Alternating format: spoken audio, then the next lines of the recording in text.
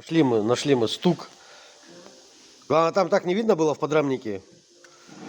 Пока уже потом не заметили, что резинка вышла. Рычаг сняли, а все тут уже. Печалька полная.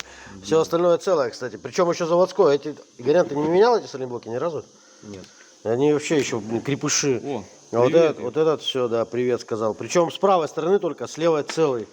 Но все равно поменяем, два уже теперь. Уже все поменено в этой машине, наверное. Шаровые поменены, в верхних рычагах шаровые сайлентблоки, все поменено. Вот теперь дошла очередь до передних сайлентблоков. Вот так вот смотришь, вот, вроде он как бы ничего. А шатаешь, тоже как бы нету особо. Пока не разобрали. Разобрали, все, сайлентблок развалился.